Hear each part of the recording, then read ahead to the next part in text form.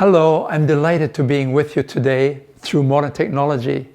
My wife Lily and I send you greetings from Loma Linda in Southern California, where both the Medical Center and the University Church have been enlarged to accommodate the needed services for an enlarging employee population to meet the needs of a large patient clientele.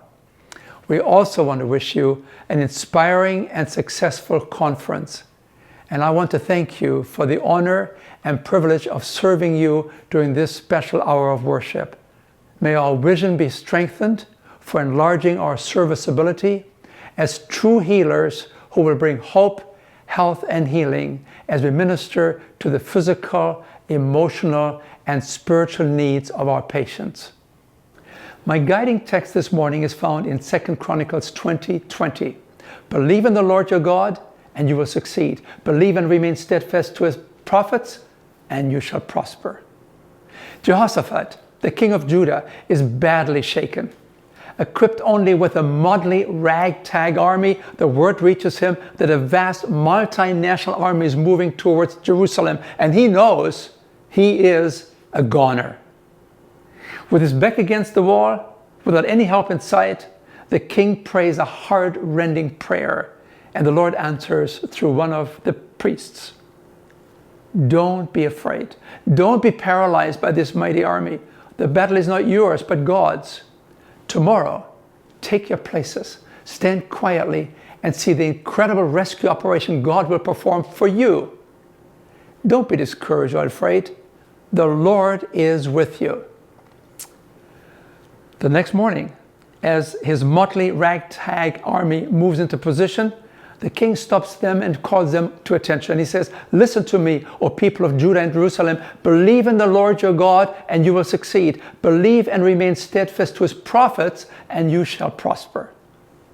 At the end of the day, the mighty multinational army is destroyed. Not a single one of the enemy escapes without any losses to the king's motley ragtag army. Today, we find a great awakening towards intelligent self-care for the chronic diseases as they go global. One of its leaders is the Reverend Rick Warren.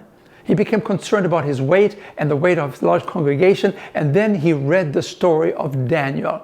And as he put Daniel's plan to the test, within 1 year, 14,000 of his members lost 250,000 pounds.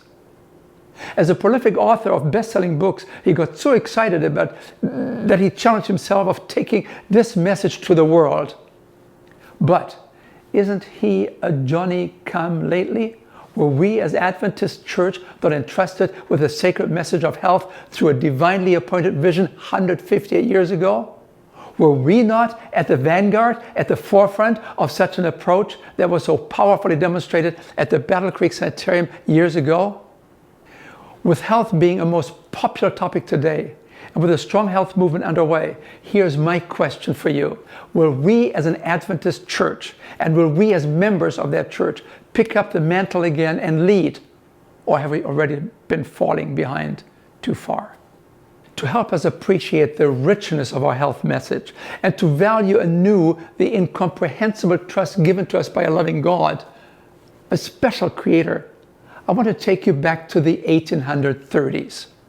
In America at that time, it was a time of westward expansion, and that move towards the west also infected a man in Massachusetts. He packed his earthly belongings, his wife and 2 children, onto a covered wagon pulled by 2 horses, and he was on his westward way. His name? John Preston Kellogg. With Michigan then being the western frontier, the Kellogg's settled in the small town of Flint, and there they bought 400 acres of land and they began to homestead. Tragically, the Kellogg's were sick most of the time, and the medical offerings of the time were just plainly pathetic, if not downright dangerous. Mrs. Kellogg's tuberculosis was treated with bloodletting. When the children got sick, they were made to vomit, they were bled and blistered, and they usually received some laxatives. And that was considered to be good medicine in those days. Now, when her tuberculosis got the best of her, she left behind a widower with 5 children and a new farm to take care of. Kellogg realized the need of a capable wife, and he found one in Anne Stanley. With her encouragement, the Kellogg's moved a few years later from Flint to another town in Michigan to the city of Battle Creek. Here, their 2-year-old daughter Emma got sick. She was diagnosed with having worms. The doctor prescribed some powerful drug. The drug caused epilepsy, and 2 days later, Emma was dead. Needless to say, the Kellogg's were bitter about American medicine and what it had done to them, if anything. Let's take a look. What was American medicine like in those days? American medicine in the 1850s was dominated by 2 powering men. One was Dr. Tully, the other Dr. Gallup. Now, Dr. Tully believed in strong drugs. He believed in opium, strychnine, and heroin. He believed that the body had to be artificially stressed by powerful drugs, and once stressed, the body then would develop a greater resistance to disease so as to take care of it. Well, needless to say, Dr. Tully and his physicians lost quite a few patients. No wonder that death was a frequent complication in the practice of medicine in those days. On the other hand, you had Dr. Gallup. He did not believe in the use of heavy drugs. He and his physicians believed in bleeding people. To them, it was very obvious. Inflammation and fever were the result of having too much blood. So they used leeches and surgical incisions for bloodletting. And they too lost a lot of people. Well, what was medical education like in those days? Medical education in those days was still in its infancy, and then anyone could become a physician. All you had to do is complete a 6-month course. You got your sheepskin and your certificate, and now you were a doctor and you could practice. Now, if you did not have access to any of these kind of doctors, then you would have to rely on the home health guides. These manuals helped to diagnose your illness, and at the same time, they provided you also with a variety of drugs. These drugs were very well under the maxim, a doubtful drug is better than none. And these drugs were pushed by an unscientific and unscrupulous drug industry. Any drug, no matter how worthless or outrageously adulterated, could be placed on the market. Any advertisement, no matter how fantastic, could be made. And any ingredient, no matter how habit-forming or lethal, could be used without mentioning it on the label. Actually, most drug advertisements contain testimonials from people who had since then died of the disease the drug was supposed to have cured. These drugs tasted absolutely terrible. They stung the throat. They gagged the patient, who was often cured after only 1 dose, simply out of fear of having to take another one. Now, if you didn't have the money to buy that home health guide and the drugs that came with it, then you would have to rely on folk medicine. Folk medicine, what was that like? Well, I'll give you some examples. For an earache, blow tobacco smoke into the infected ear. Yeah. For rheumatoid arthritis, go to bed with a cat. Place the cat at the foot at the end of the bed with your feet touching the cat, and it was believed that the arthritis would then leave your body and enter the body of the cat. What's better for you? Worse for the cat. Yeah. Uncooked food was believed to be poisonous. When bystanders saw a colonel in Boston eating a raw tomato in a public square, they all knew that he was committing suicide, because uncooked food was believed to be poisonous. Germs had not been discovered yet. Fresh air was considered harmful. Bathing more than once every 2 weeks was believed to be harmful and to undermine health, and required the prescription of a physician. Well, what about the fashions in those days? Well, the biggest fad in those days was the wasp waist. Broad on top and broad on the bottom, but narrow in the waist. No wonder they had to invent the corset to create those narrow waists. And then draping down from this tiny waist, they had these long hooped gowns, often weighing some 80 pounds and reaching down to the floor. Just imagine, with men then chewing tobacco and spitting the saliva and tobacco on the floor, and then with these long gowns around sweeping the ground, you get the picture. It was the ideal way to very effectively distribute germs and spread infectious diseases. No wonder that in those days, every fifth child died before reaching the age of 1. To summarize, the 1850s, an incredible time to be alive, interesting fashions, interesting medical concepts, interesting hygiene. But this was also the time when Charles Darwin published his book about the origin of species, which pushed his evolutionary concepts. But this was also the very time when the great spiritual awakening struck, which led to the establishment of many new denominations. And one denomination in particular was becoming characterized by a unique lifestyle and a philosophy of healthful living. This group was motivated by the belief that the human body was the temple of God, and to take care of the human body was perfectly okay. But you see, until then, the emphasis had been on only taking care of the soul. After all, the body then was seen more as a prison that was holding the precious soul captive from reaching the happier grounds. But this denomination, this church said no, no such dualism. This group had a more holistic perspective. They believed that taking care of the body was good stewardship entrusted to us by the Creator God. And they considered many of the Old Testament guidelines for health to be binding and helpful. And so, this Seventh-day Adventist denomination, organized in 1863, was convinced that it might be best to have its own medical institutions. They wanted to demonstrate the benefits of healthful living. These Adventists were persuaded by a remarkable Battle Creek housewife named Ellen G. White. This unusual woman, with only a grade 3 education, went to write more serious books published in more languages with a wider distribution than any other woman in the world. This humble Battle Creek housewife wrote much in the field of nutrition and dietetics, and in areas she had no real authority or training. Nevertheless, she laid the nutritional foundation for the Adventist lifestyle. In making a point about nutrition in 1901, she said, "The whys and wherefores of this I don't know, but I give you the instruction as it was given to me." The issue then was how much salt should be eaten. Her contemporaries were divided. Some wanted to ban salt, others recommended larger quantities, but her counsel was, use some salt. Amazingly, this was confirmed in 1977 when the US governmental dietary guidelines recommended to Americans to cut their high salt consumption to at least in half. Furthermore, she recommended to eat more coarse food. These were unrefined foods, lots of roughage, high in fiber.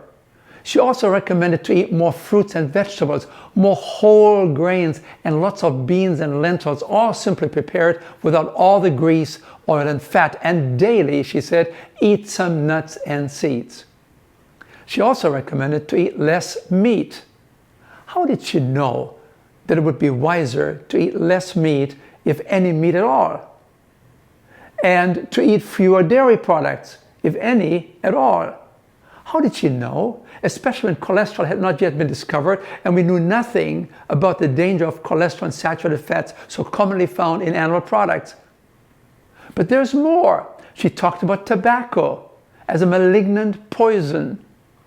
In 1864, she wrote, "Tobacco is a poison of the most deceitful and malignant kind."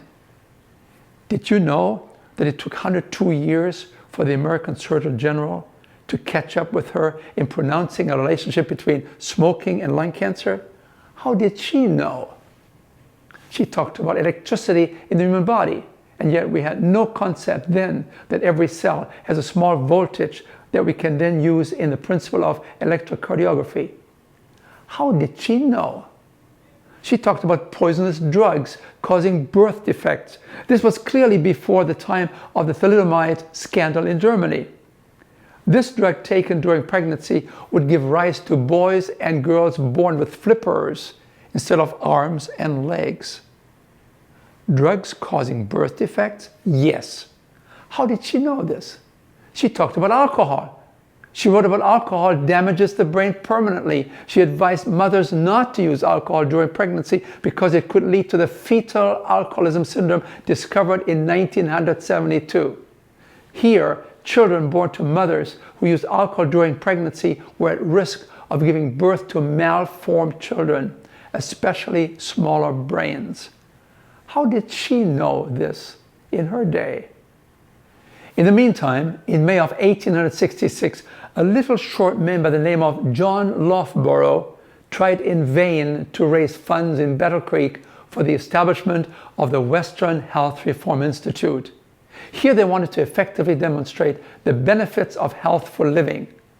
But Loughborough could not find any money until he came to the broom factory of John Preston Kellogg. Remember him? And his disappointment with American medicine? And what the drugs did to him and his family? Wanting to see a new approach to health and disease pioneered, he asked Loughborough, "Well, how much money do you really need?" And then he signed a promissory note for $500, which today is probably $50,000. Well, Loughborough, short in stature, grew instantaneously several inches. He went across the street. He knocked on the door of the home of James and Ellen White. He could not keep the good news to himself. And then he asked them, "And what can you do to help?" And they told him, "We'll match it." This then led to an outpouring of funds. And within no time, the Western Health Reform Institute opened its doors on September 5, 1866. The beginnings were humble, but the results were amazing. 10 years later, a young 24-year-old well-trained physician turned the medical world upside down. Sponsored by James and Ellen White, he took over as medical director of the Institute and promptly renamed it the Battle Creek Sanitarium. His name? John Harvey Kellogg, the 10th child of John Preston Kellogg. Amazing, isn't it? In those days, hospitals had the reputation of being the waiting room for death.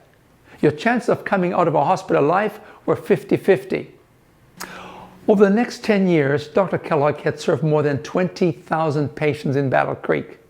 With the usual average of 50% dying in hospitals, 10,000 of these patients should have died. Yet Kellogg, in 10 years, only lost 100. And it was this incredible record that catapulted the name Battle Creek into orbit, making it the medical mecca of the world. At its height, in 1906, the Battle Creek actually served 7,000 patients that year. And with a staff of 1,800, the sanitarium became the in-place for the wealthy and the prominent. This is where town and gown met. People like Henry Ford, Thomas Edison, and Ivan Pavlov of classical conditioning fame with dogs. They all came to Battle Creek, as did the Mayo brothers, who learned many of their surgical skills from Dr. Kellogg, as did Arctic explorers. These explorers did not set off on their trail to discover the North Pole until they had visited Dr. Kellogg. They wanted to find out what would be the best nutrition to take along. Other prominent guests included John D. Rockefeller.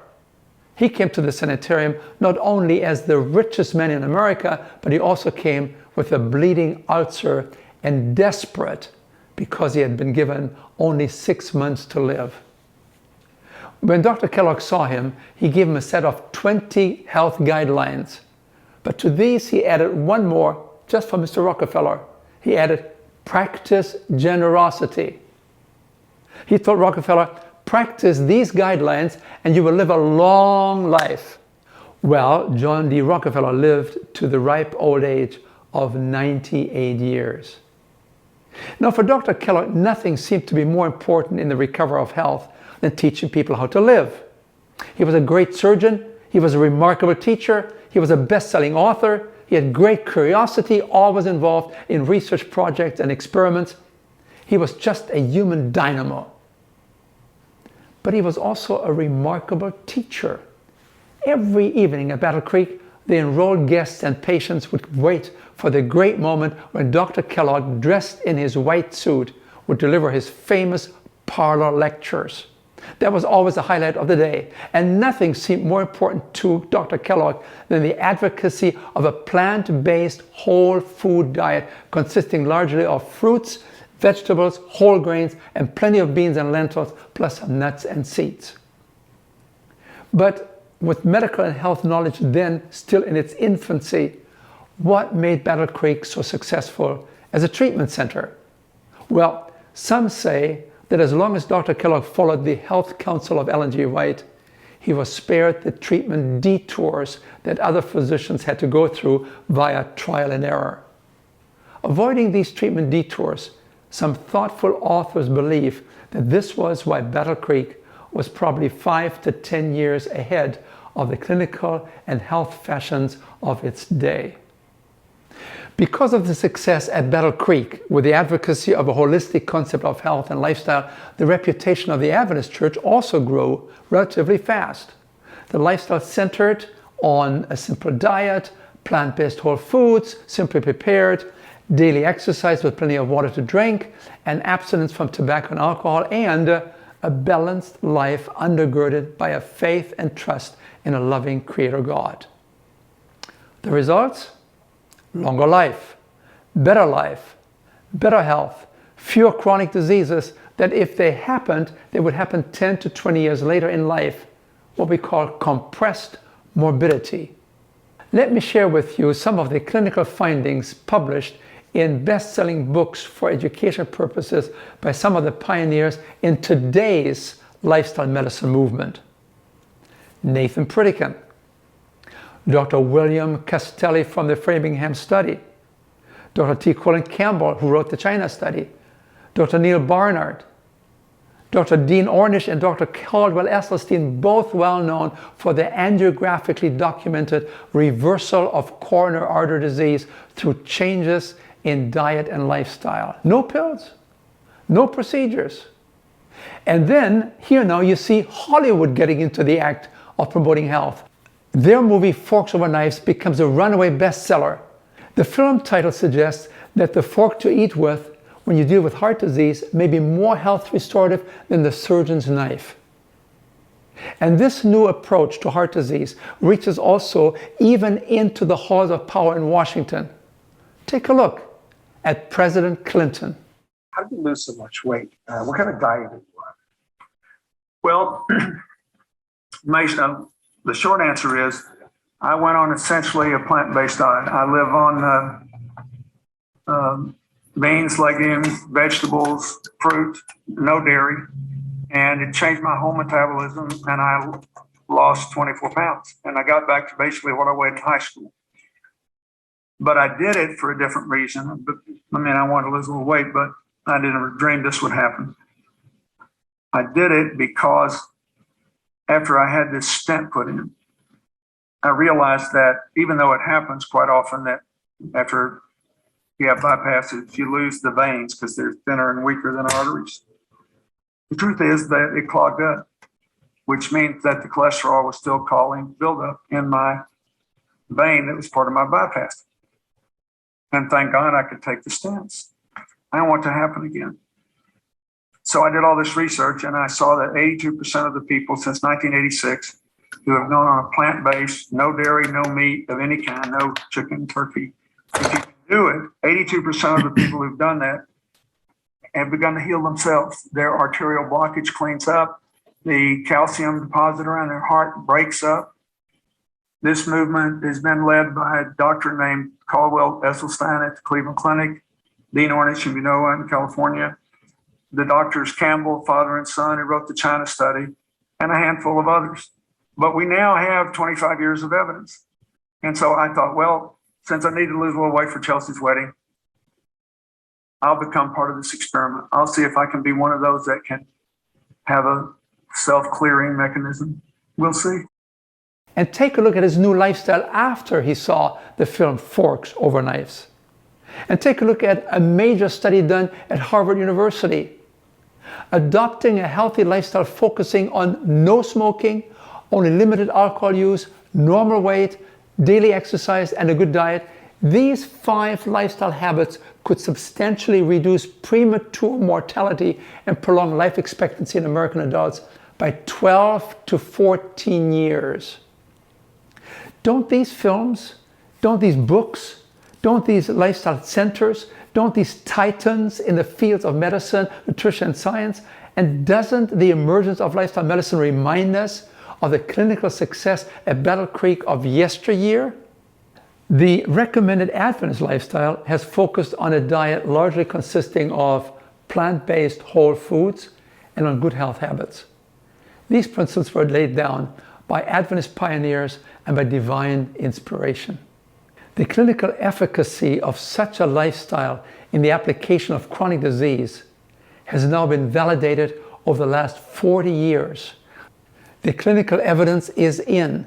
It has now been amply documented that such a diet can prevent, arrest, and reverse prominent killer diseases and prolong life. Moreover, lifestyle as medicine is emerging as a treatment of choice for heart disease, stroke, diabetes, hypertension, excess weight, prostate cancer, chronic disease, and depression. Amazing. In 1863, during the Great Spiritual Awakening, the Adventist Church was entrusted with a sacred message of health reform through a divinely appointed vision. These health reform principles were given by a God-inspired Battle Creek housewife. They were implemented by a gifted physician and teacher, and they were validated at the Battle Creek Sanitarium in a clinical fashion. And with this message and its effective implementation, the Adventist denomination used to be at the vanguard. We used to be at the forefront of this health movement. In 2021, we find ourselves in another great awakening, the lifestyle medicine movement. This lifestyle medicine movement is charging ahead at full speed. As a matter of fact, with its emphasis on a whole foods, plant-based diet and daily exercise. No risky substances like tobacco and alcohol, lifestyle medicine has become the fastest growing board-certified medical specialty in medicine in the United States. And beyond this, lifestyle medicine is now represented in more than 25 countries and expanding rapidly.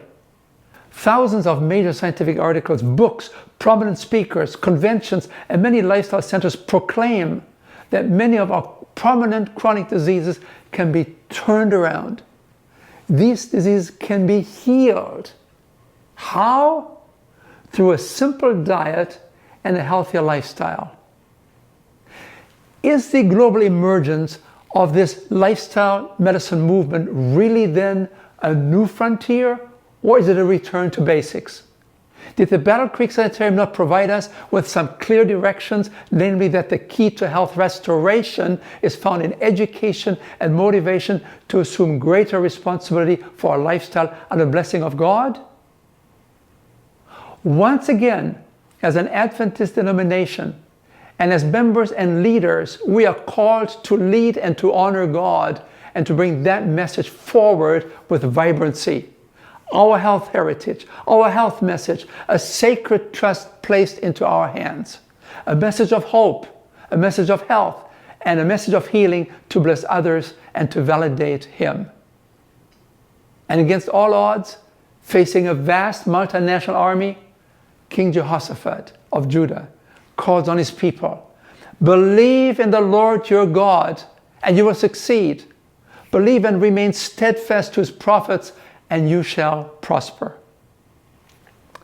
And the same invitation is being extended to all of us this morning. Believe in the Lord your God and you will succeed. Believe and remain steadfast to his prophets and you shall prosper. May God bless us.